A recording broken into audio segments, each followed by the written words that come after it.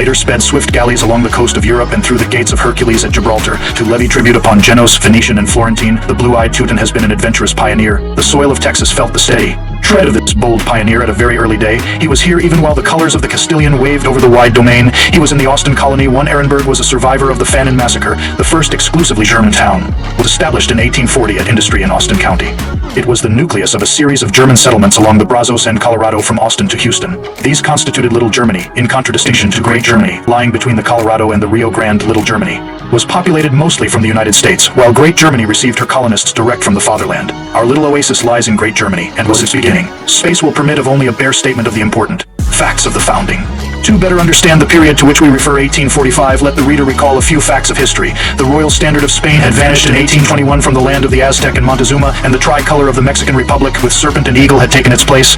This in turn gave place in 1835 to the Lone Star banner of the Republic of Texas. The massacres of Goliad and the Alamo had been avenged at San Jacinto. The eyes of all the world were upon the young nation, openly courted by the United States, and secretly coveted by European nations. In 1842, an emigrant society was formed in Germany, composed of 20-odd princes, counts, barons, and other noblemen. At a meeting in June 1843 at Biberich, it was named the Association for the Protection of German Immigrants in Texas. Prince Frederick of Prussia was the head, Count Kastel was the moving spirit, while the Duke of Nassau was the protector of the association.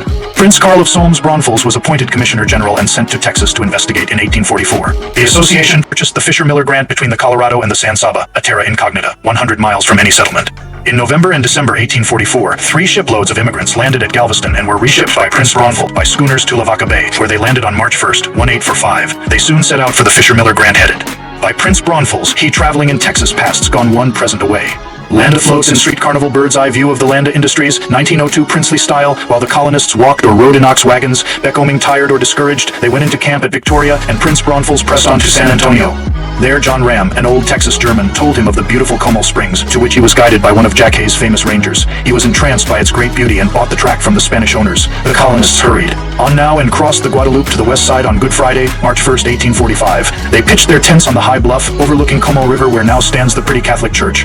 Here, on this sacred spot and sacred day, was founded the first colony of this German association of princes. Besides securing a lovely and valuable piece of land, the object seems to have been to use it as a halfway station in reaching the Fisher-Miller Grant farther interior, for that object was never abandoned by Prince Karl, nor his successors, nor the society, till the grant was finally forfeited some years later by non-compliance of its conditions.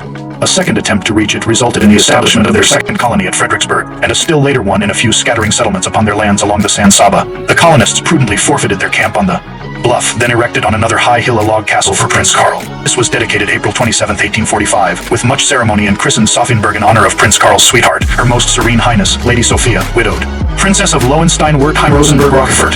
In this log castle, the prince resided some 10 months, surrounded by advisory council, attorney, secretary, and clerks, till annexation came, whereupon he returned to his ancestral castle, Braunfels, in Nassau, never to see Sophienberg again.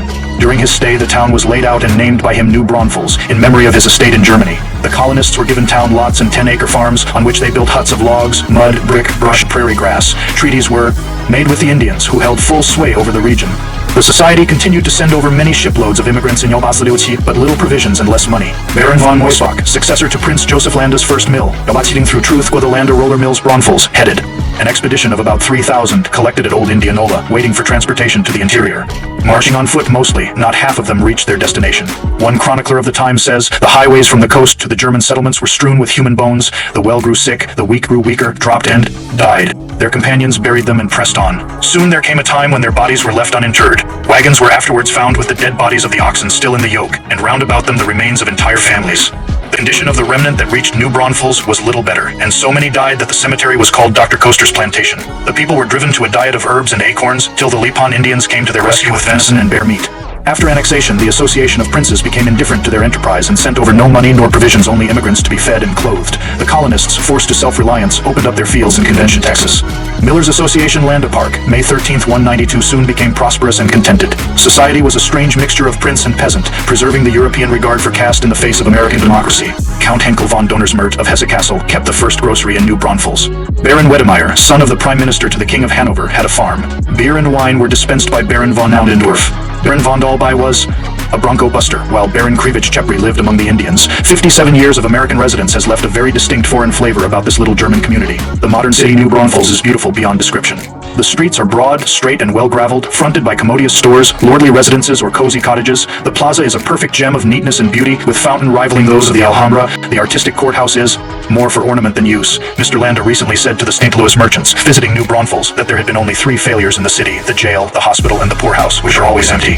There are saloons, of course, but nobody gets drunk but antis from prohibition towns. Alex Sweet of Siftings once wrote, "I attended the German annual Centerfest in New Braunfels. It was quite a jubilee, and a vast quantity of beer was consumed. But the only Germans whose names I noticed as being before the recorder next morning were Patrick